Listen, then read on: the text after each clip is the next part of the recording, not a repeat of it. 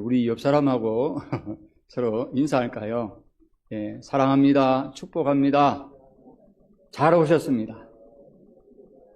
예, 서로 만나면 반갑지 않아요? 예. 여러분, 집을 이제 지으려면 무엇이 필요할까요? 건축 자재가 필요합니다. 그렇죠? 여기 건축하시는 분도 계시더라고요. 시멘트나 백돌이나 또 모래나 이런 이제 골재 같은 것들을 필요하지요. 또 그리고 이제 재료를 가지고 제대로 써야 안 되겠습니까? 예, 그것을 운반하고 또 적재적소에 사용할 수 있는 그런 일꾼들도 필요합니다. 그러나 자재와 일꾼만 있다고 해서 집이 되는 것은 아닙니다.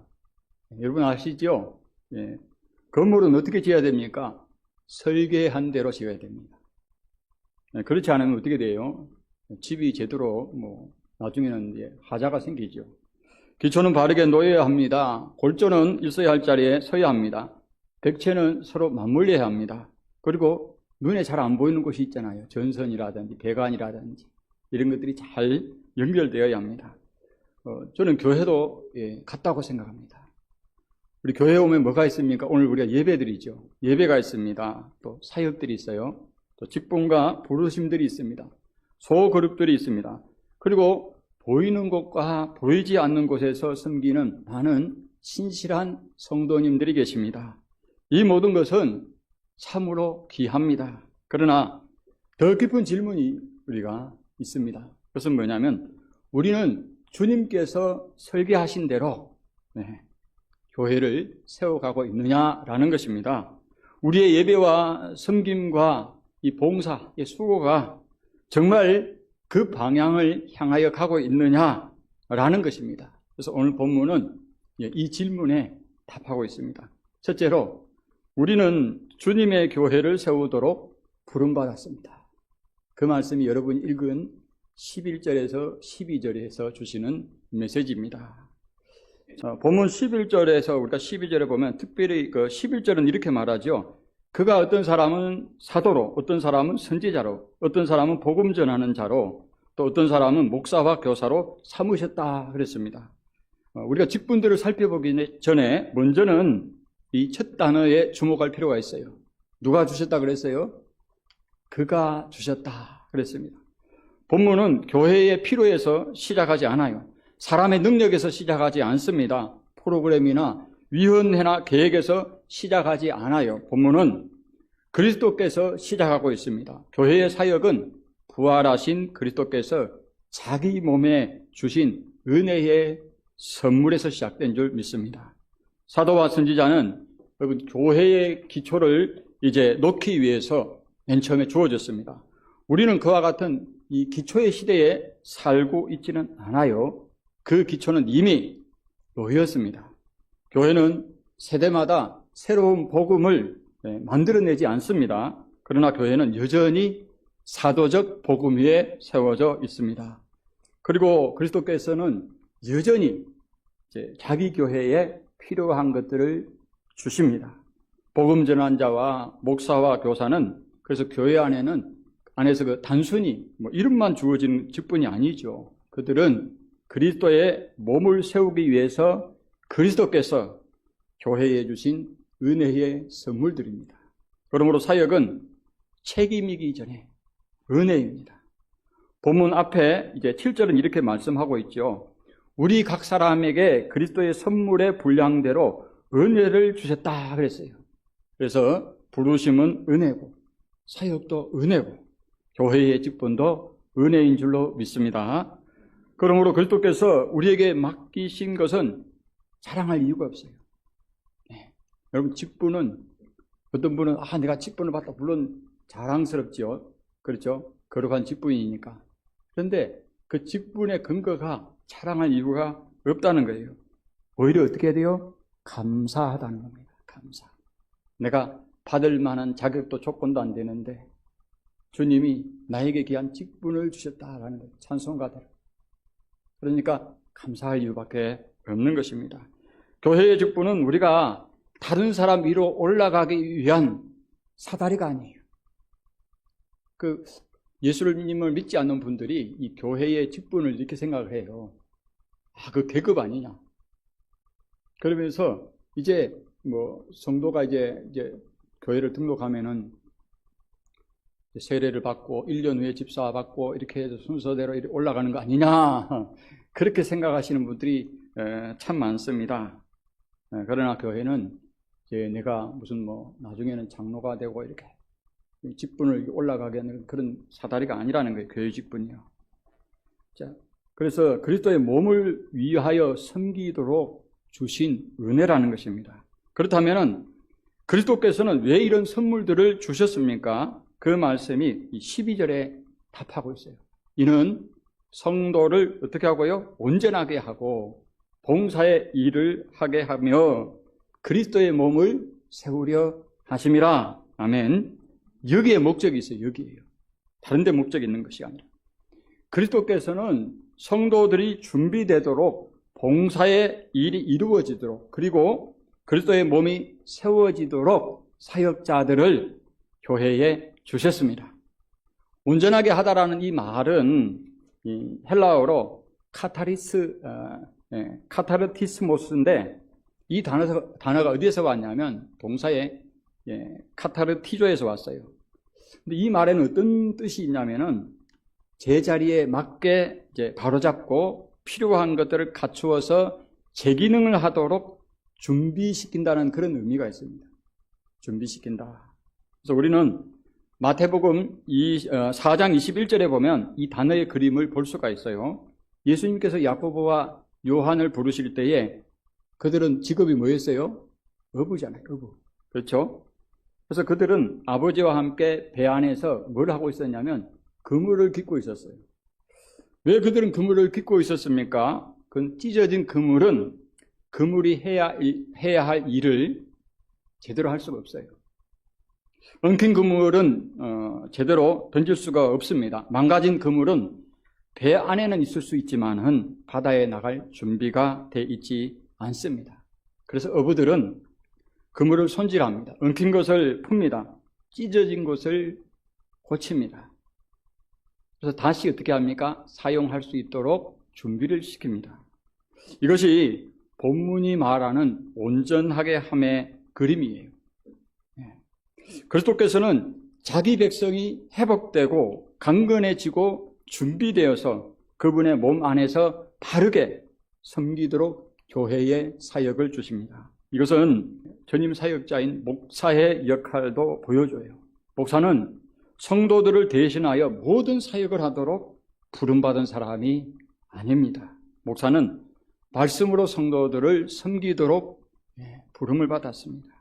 성도들이 그리스도께서 맡기신 사역을 잘 감당하도록 준비되게 하는 사람이 목사라고 저는 생각합니다. 목사는 몸 전체가 아니에요. 교회 전체가 아닙니다.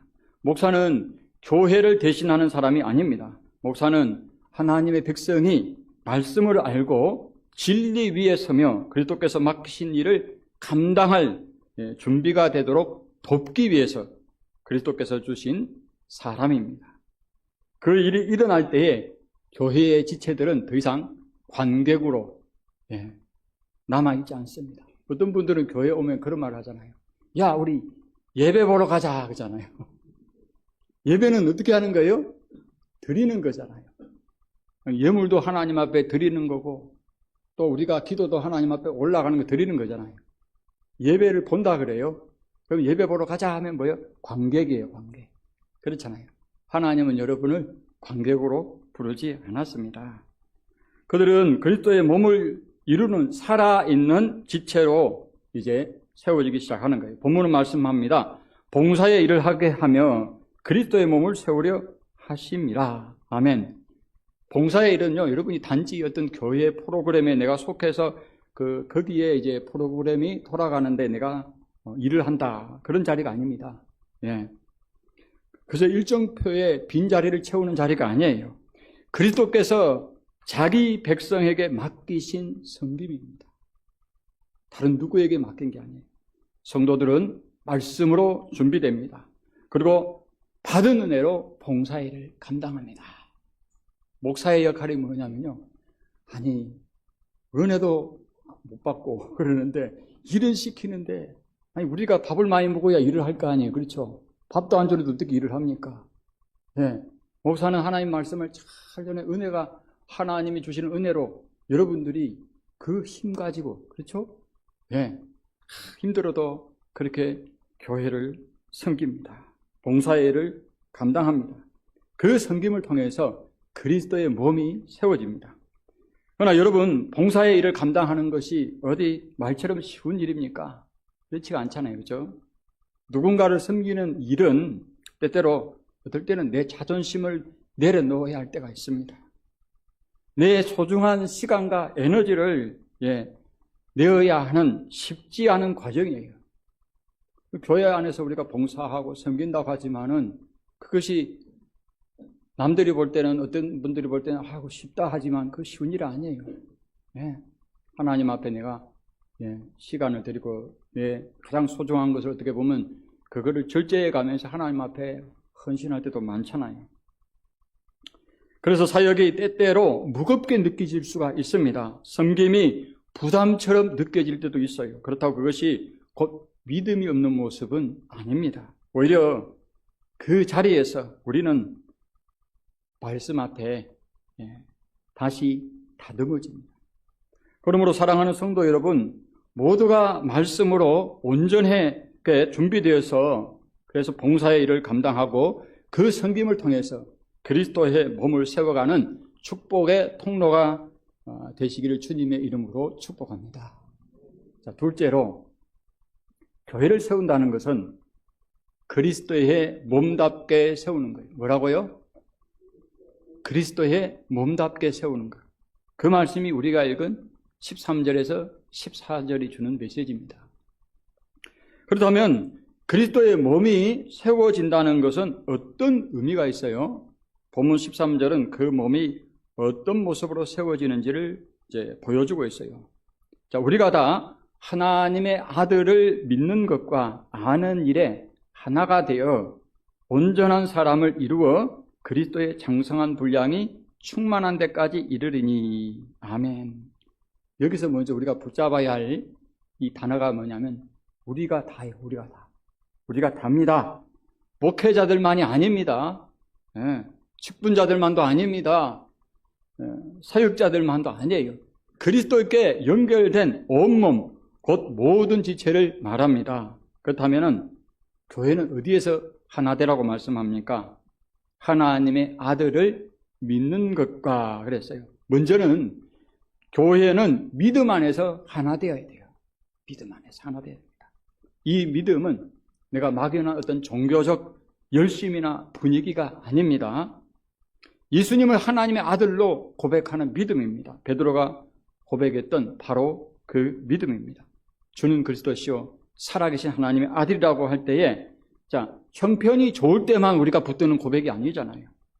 환난이 와도 나에게 손해가 와도 그리고 내 생명보다도 귀하게 붙드는 고백인 줄로 믿습니다. 교회를 이제 오래 다니신 분도 계시고 또 처음 다니는 분도 계십니다.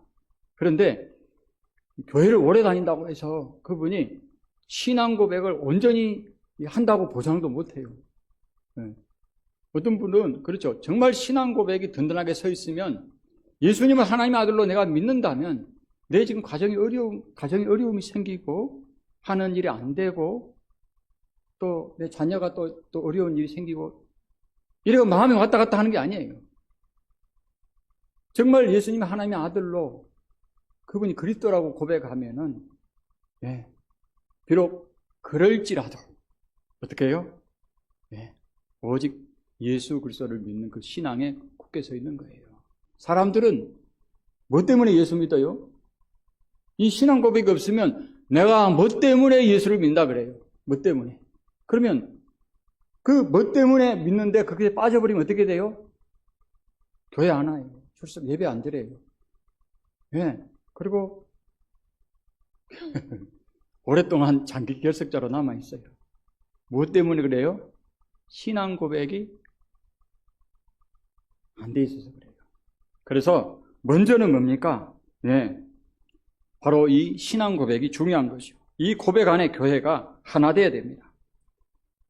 그러나 본문은 또 믿음만 말하지 않습니다. 또한 하나님의 아들을 아는 것을 말해요. 여러분, 알다, 여기서 우리가 그냥 알다, 지식적인 암이 아니잖아요. 그죠? 예, 저기 구약 쪽으로 가면 야다. 예, 체험해보고, 그냥 지식적으로 아는 것이 아니라. 그래서 바로 그분의 인격을 알고, 그분의 마음을 알고, 그분이 걸어가신 길을 배우는 겁니다. 그분의 겸손을 아는 것입니다. 그분의 순종을 아는 것입니다. 그분의 사랑과 거룩을 아는 것입니다. 자기 생명을 내어주신 그리스도의 삶을 배우는 것입니다. 교회는 이 고백과 이 암 안에서 하나 될 때에 그리스도의 몸답게 세워지는 줄로 믿습니다. 본문은 계속 말합니다. 온전한 사람을 이루어 그리스도의 장성한 분량이 충만한 데까지. 아멘. 여기 성숙이란 교회가 어린아이처럼 불안정한 상태에 머물지 않는다는 거예요. 그리스도 자신을 기준으로 서기 시작한다는 것입니다. 이 성숙의 기준은 무엇입니까? 어제보다 조금 나아지는 정도가 아니에요. 목표는 그리스도의 충만하심입니다. 이 말은 우리가 신적 존재가 된다는 뜻이 아닙니다. 그리스도의 생명과 성품과 사랑과 겸손과 거룩하심이 그분의 백성 안에 나타나기 시작한다는 거예요. 에베소서에 이어지는 문맥도 이것을 보여주고 있어요. 우리가 에베소서 4장을 읽었는데 그 17절 이후에 쭉 나오잖아요. 거기 뭐가 나와요? 옛 사람을 벗고 새 사람을 입으라, 그렇게 말씀하고 있습니다. 의와 진리의 거룩함으로 지으심을 받은 새 사람을 입으라, 그렇게 말하고 있어요. 또 5장 1절 말씀에 보시면은 하나님을 본받는 삶을 말하고 있어요. 집약하면 그런 거예요. 이 삶이 바로 뭡니까? 하나님을 본받는 삶. 그리스도의 몸답게 세워지는 것이 하나님을 본받는 삶이라는 거예요. 그러므로 성숙은 단지 그리스도에 관해서 내가 말을 더 많이 하고 더 많이 아는 것이 아닙니다. 그분을 믿는 믿음과 아는 지식이 우리의 삶을 빚기 시작하는 것입니다. 입술의 고백이 삶의 방향이 되는 거예요. 믿음의 내용이 삶의 방식이 되는 것입니다. 그러므로 우리는 물어야 돼요. 그리스도에 대한 우리의 고백이 말에만 머물러 있는가? 아니면 우리의 생각과 판단과 결정 안에서 정말 그 고백이 나를 빚어가고 있는가? 순종을 빚고 있는지? 이것이 건강한 교회의 비전입니다. 그리스도를 아는 지식이 삶으로 이어지는 교회, 복음이 입술에만 머물러 있지 않고 성도의 삶 속에서 모양을 갖춰가는 교회, 그런 교회가 바로 그리스도의 몸답게 세워지는 교회입니다. 이어서 14절은 왜 이런 성숙이 필요한지를 보여주고 있어요. 본문은 이렇게 말씀합니다. 이는 우리가 이제부터 어린아이가 되지 아니하여 사람의 속임수와 간사한 유혹에 빠져 온갖 교훈의 풍조에 밀려 요동하지 않게 하려 함이라. 여기서 어린아이는 단순히 나이가 어린 사람을 뜻하지 않았습니다. 본문에 쓰인 헬라어는 네피오스입니다. 자, 이것은 일반적으로 우리가 어린아이를 가리킬 때는 파이디온이라 그래요. 예, 파이디온 선교도 있는데, 그래서 파이디온 하면은 그 책 잡으면 주일학교를 많이 가리키잖아요. 자, 근데 본문에 쓰인 헬라어는 이게 네피오스예요. 그러니까 파이디온하고는 좀 다릅니다. 파이디온은 어린아이 그 자체를 이제 가리키는 말이라면, 네피오스는 아직 말과 판단이 충분히 자라지 않은 미성숙한 상태를 가리킵니다. 영적으로 미성숙한 상태를 가리켜요. 겉으로는 믿음이 있는 것처럼 보일 수 있습니다. 그러나 분별이 약한 상태. 그럴듯한 말에 쉽게 끌리고 새롭게 들리는 가르침에 쉽게 흔들리는 상태. 바울은 이 위험을 잘 알고 있었어요. 그래서 사도행전 20장에서 바울은 에베소 장로들에게 경고했어요. 자, 교회 밖에서는 사나운 이리들이 들어올 것이다. 그리고 교회 안에서도 사람들이 일어나 어그러진 말을 할 것이다. 그러므로 온갖 교훈의 풍조는 단지 교회 밖에서 오는 공격만을 뜻하지 않습니다. 교회 안에서 일어날 수 있는 왜곡된 가르침까지 포함됩니다. 그 말들은 때로 설득력 있게 들립니다. 때로는 영적으로 들려요. 아, 참 신비롭다. 또 어떤 분은 신기하다 그렇게 표현도 합니다. 네. 때로는 사랑과 지혜의 말처럼 들리기도 해요. 그러나 그 말이 성도들을 그리스도에게서 멀어지게 한다면 그것은 교회를 세우는 말이 아닙니다. 오히려 그리스도의 몸을 흔드는 거예요. 그래서 성숙이 필요합니다. 성숙한 교회는 온갖 교훈의 풍조에 밀려 요동하지 않습니다. 복음 안에서 진리를 분별하고 그리스도 안에 굳게 섭니다. 그런데 여러분, 성숙한 몸으로 세워진다는 것은 어떻습니까? 때로 아픔이 동반돼요. 아픔이.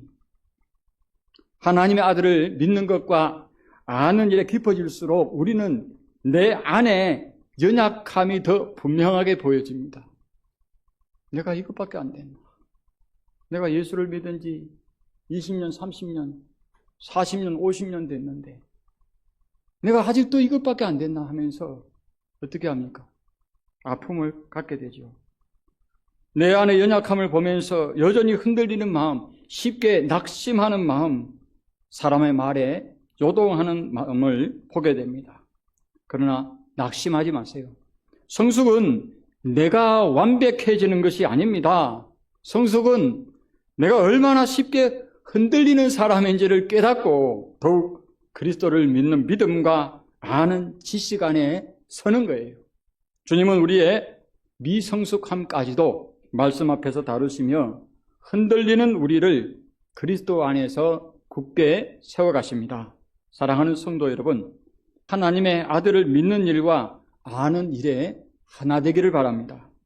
그리스도에 대한 고백이 말에만 머물지 않고 그리스도를 아는 지식 안에서 더욱 깊어지기를 바랍니다. 그래서 주님의 교회가 온갖 풍조에 밀려 요동하지 않고 그리스도 안에서 굳게 서는 성숙한 몸으로 세워지시기를 주님의 이름으로 축복합니다. 셋째로, 그 몸은 지체들이 사랑 안에서 함께 자랄 때에 세워져요. 그 말씀이 우리가 읽은 15절에서 16절 말씀입니다. 이제 본문은 그리스도의 몸이 어떻게 함께 자라는지를 보여줍니다. 15절 말씀을 보십시오. 오직 사랑 안에서 참된 것을 하여 범사에 그에게까지 자랄지라. 그는 머리니 곧 그리스도라. 아멘. 자, 본문은 단지 진리를 말하라고 하지 않아요. 사랑 안에서 진리를 말하라고 합니다. 이것은 중요합니다. 교회는 결코 진리를 버려서는 안 돼요. 참된 것을 말하기를 거부하는 교회는 그리스도의 몸으로 세워질 수가 없습니다. 그러나 우리가 진리를 말하는 방식도 중요하잖아요. 사랑 없는 진리는 사람을 상처를 내요. 아니, 듣기에는 들어보면 바른 말이에요. 그렇죠? 나한테 약이 되는 말이라. 그런데 거기에 들을 때는 내 마음에는 뭐가 느껴지냐면 가시가 느껴져. 그럼 뭐가 빠졌어요? 사랑이 빠졌어요. 정말 우리가 왜 자녀들을 훈육할 때도 그렇잖아요. 막 야단칠 때에. 그런데 뭐가 들어가 있어요? 거기에는요? 사랑, 엄마의 사랑, 아버지의 사랑. 그렇잖아요. 진리 없는 사랑은 사람을 변하지 않은 채 남겨둘 수가 있어요. 사랑만 강조해서도 안 되고 진리가 반드시 따라야 되는 거죠. 그때야 교회는 사람을 누르는 곳이 아니라 사람을 치유하고 세우는 그리스도의 몸이 됩니다. 이제 본문은 우리의 성장 방향을 말합니다. 범사에 그에게까지 자랄지라.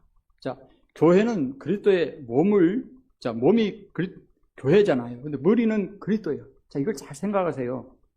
참 성경은 아주 비유적으로 잘 말씀했어요. 그죠? 우리 몸을 생각하면 되잖아요. 머리를 떠난 몸이 있을 수가 있습니까? 물고기가 물을 떠나면 어떻게 되는데요? 살 수 없어요. 성도가, 몸인 지체가 교회에서 떨어져 나가면 어떻게 사는 거예요? 살 수 없어요. 우리 한 몸입니다. 한 몸. 마찬가지로 그리스도 없이 교회도 설 수가 없어요. 그러므로 모든 사역은 그리스도께 붙어 있어야 돼요. 모든 섬김은 그리스도께 연결되어야 합니다.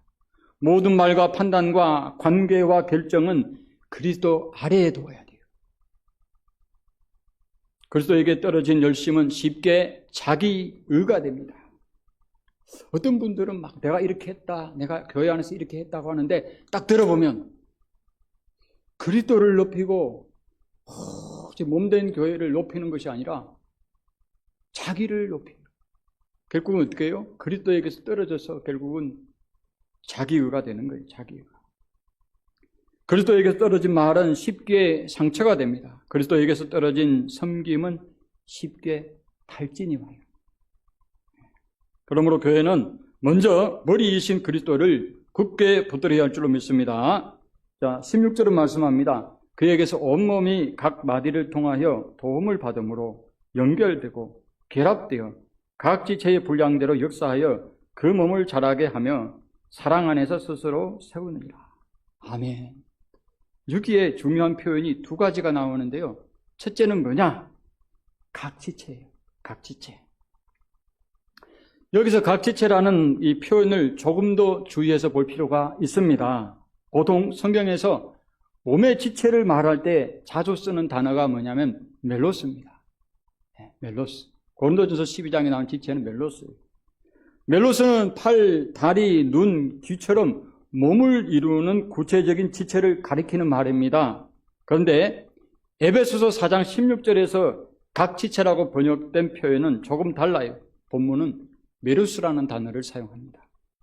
자, 몸의 한 부분이라는 뜻도 있지만은 더 넓게는 부분, 목, 분량, 맡겨진 역할을 가리키는 말입니다.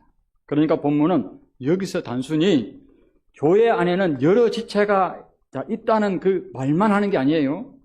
각 성도에게는 그리스도의 몸 안에서 맡겨진 뭐가 있다? 분량이 있고 감당해야 할 몫이 있다는 거예요. 하나님께서 허락하신 역할이 있다는 것입니다. 여러분들이 그냥 여기서 예배드리고 교회에 이렇게 참 헌신하지만은 여러분 각자의 몫이 있고 감당할 하나님 맡겨놓은 거예요. 그러므로 각 지체가 자기 분량대로 역사할 때에 몸은 어떻게 한다? 자라는 줄로 믿습니다. 우리 몸에 필요없는 부분이 없듯이 교회 안에도 쓸모없는 지체는 없어요. 여러분 이 새끼손가락을 여러분 한번 생각해 보세요. 이 10손가락 중에 새끼손가락은 어때요? 작지요. 예, 아주 작습니다. 엄지손가락만큼 중요해 보이지도 않아요. 검지만큼 많이 쓰이지도 않습니다. 그러나 새끼손가락을 다치게 되면 어떻게 되는 줄 아십니까? 여러분 새끼손가락 한번 다쳐보셨어요? 자, 손의 힘이 약해져요. 이 컵을 들잖아요. 우리가 여기 컵을 이렇게 드는데 이게 하나 빠졌다 생각해 보세요. 힘이 달라요. 힘이 다릅니다. 자, 그래서 컵은 들 수 있을지 몰라요. 가방도 들 수 있을지 모릅니다. 문도 열 수 있을지 몰라요. 그러나 힘이 다릅니다. 또한 새끼손가락은 손의 바깥쪽을 이제 받쳐준다 그래요. 그래서 손 전체가 함께 붙잡을 수 있도록 도와줍니다. 무슨 말이에요? 균형을 잡아준다는 거예요. 안정감을 줍니다. 그리고 이 피아노가 여기 있지만은 섬세한 조절을 가능하게 해요. 피아노를 치는데 이 새끼손가락이 없어봐요. 연주는 할 수 있어요. 그러나 화음이 달라집니다. 균형이 달라져요. 소리의 충만함이 달라집니다. 그러면 작다는 것은 필요 없다는 뜻이 아닙니다. 교회도 같아요. 어떤 지체는 모두가 보는 곳에서 섬겨요. 또 어떤 지체는 아무도 보지 않는 곳에서, 누가 보이지 않는 곳에서 그렇게 조용히 섬기는 거예요. 지체를 위해 기도합니다. 지체를 돌봅니다. 바칩니다. 기다립니다. 어떤 사람은 가르치고 어떤 사람은 격려하고 어떤 사람은 새 가족을 맞이합니다. 또 다음 세대를 섬깁니다. 아픈 성도를 찾아갑니다. 보이지 않는 이 신실함으로 교회를 지탱합니다. 사람은 모르고 지나갈 수가 있어요. 목회자도 모르고 지나갈 수 있어요. 그럼 누가 아신다? 주님이 아세요. 네. 주님이 어디 떨어져 있습니까? 몸하고 지체하고 붙어 있잖아요. 머리시잖아요. 다 보고 계시고 다 알고 계십니다. 주님은 모든 지체를 통해서 자기 몸을 세워가십니다. 두 번째 중요한 표현은 사랑 안에서입니다. 여러분 15절에서도 우리가 사랑 안에서 말씀이 나옵니다. 16절 끝에서도 다시 사랑 안에서 스스로 세운다 그랬어요. 왜 본문은 다시 사랑을 말합니까? 교회를 자라게 하는 힘이 단지 열심이나 능력에서 나오지 않기 때문에 그래요. 그 힘은 머리이신 그리스도에게서 옵니다. 그리고 그리스도께서 자기 몸에 부어주신 사랑 안에서 흘러가는 거예요. 흘러가는 거예요. 그리스도께서는 교회를 사랑하셔서 자기 피로 사셨습니다. 그러므로 그리스도의 몸을 세우는 지체들의 섬김도 어디에서 나와야 돼요? 사랑 안에서 나와야 돼요. 사랑 안에서. 고린도전서 13장은 사랑이 없으면 뭐예요? 방언도, 지식도, 믿음도, 구제도 어떻게 보면은 아무 유익이 없다 그래요. 그러니까 사랑 없는 여러분 구제, 사랑 없는 믿음 있을 수 있어요. 예언하는 능력, 방언한다 해도 사랑이 없으면 그 울리는 꽹과리라고 그랬어요. 사랑이 빠지면 수고는 자랑이 되고 인내는 억울함이 됩니다. 봉사는 비교가 되고 사역은 시험이 됩니다. 사랑 안에서 세워진다는 것은 이것입니다. 내가 더 많이 뭘 하는 것이 아니라 그리스도의 사랑으로 서로를 어떻게 해요? 세우는 거예요. 각 지체가 자기 분량을 따라 섬기되 그 모든 섬김이 사랑 안에서 흘러가게 하는 것입니다. 그러므로 주님의 교회가 머리이신 그리스도를 굳게 붙들기를 바랍니다. 우리의 다름을 비교의 이유로 삼지 않기를 바랍니다. 각자에게 맡겨진 은혜를 따라 사랑 안에서 섬기십시오. 그리스도의 몸을 세우십시오. 네, 말씀을 마칩니다. 이제 실제로 있었던 한 이야기로 말씀을 마치겠습니다. 여러분 92년도에 올림픽 경기 아시죠? 그때 무슨 올림픽이었죠? 바르셀로나, 스페인의 바르셀로나 올림픽이었어요. 이 400m 중결승전에 출전한 영국 선수 데릭 레드먼드는 경기 도중에 이 허벅지 근육을 다쳤어요. 그래서 어떻게 했겠어요? 그 근육이 찢어지는 부상을 당했는데 더 이상 이제 뛸 수가 없잖아요. 그런데도 어떻게 합니까? 멈추질 않고 쩔룩거리면서 달려가는 거예요. 그때 그의 아버지 짐 레드먼드가 관중석에서 내려왔어요. 이 보안요원들을 이제 지나서 아들에게 다가왔습니다. 아들을 붙들었어요. 그리고 데릭은 아버지에게 기대어서 함께 결승선을 향해 걸어갔어요. 그 장면은 지금도 올림픽 역사에서 가장 감동적인 장면 가운데 하나로 기억됩니다. 왜 그 장면이 사람들의 마음에 남았습니까? 그가 1등을 했기 때문이 아닙니다. 가장 빨랐기 때문도 아닙니다. 넘어졌을 때에 혼자 남겨지지 않았기 때문입니다. 더 이상 자기 힘으로 달릴 수 없을 때에 누군가 가까이 와서 함께 걸었기 때문에 그렇습니다. 교회도 그래요. 한 지체가 약할 때에 우리는 어떻게 저렇게 믿음이 없나 하고 멀리서 평가하는 사람이 아니에요. 한 지체가 지칠 때 우리는 바라만 보는 사람이 아닙니다. 우리는 그리스도 안에서 한 몸입니다. 혹시 누군가에게 상처받아서 어떤 분은 그래요. 다시는 내가 이 몸의 지체로 살고 싶지 않다라는 분도 계실 수가 있어요. 서로의 다름 때문에 마찰이 일어나고 함께 걷는 일이 피곤하게 느껴지는 것도 있을 수가 있습니다. 그럴 수 있어요. 왜 그래요? 주님은 완벽한 사람들만 모아가지고 교회를 세운 것이 아니잖아요. 다 부족합니다. 여기 서 있는 저도 많이 부족합니다. 연약한 죄인들을 불러서 한 몸이 되게 하셨습니다. 그래서 때로는 함께하는 일이 십자가를 지는 것처럼 무겁게 느껴질 수가 있어요. 하지만 그 불편함조차도 주님께서 우리를 예수님 닮은 사람으로 다듬어 가시는 은혜의 도구가 됩니다.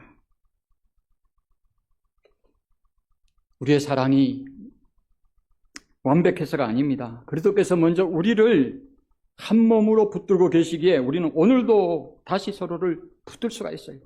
그러므로 약한 지체에게 가까이 가야 합니다. 붙들어 줘야 합니다. 함께 걸어가야 돼요.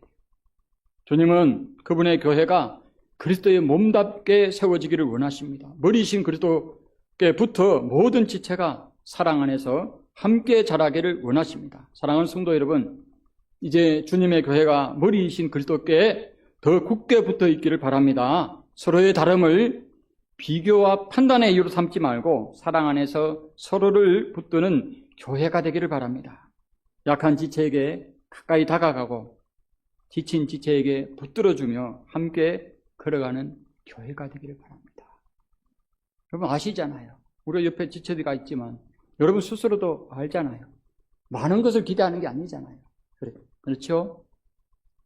예, 지체가 정말 약하고 힘들 때에 반감만 하는 것이 아니라 곁에 가서 함께 해주고 손잡아주고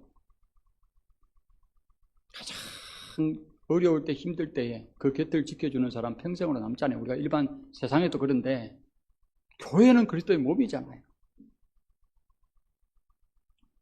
그리하여 주님의 뜻을 따라 아름답게 빚어지고 그리스도 안에서 온 성도가 사랑 안에서 함께 자라며 세워져 가기를 주님의 이름으로 축복합니다.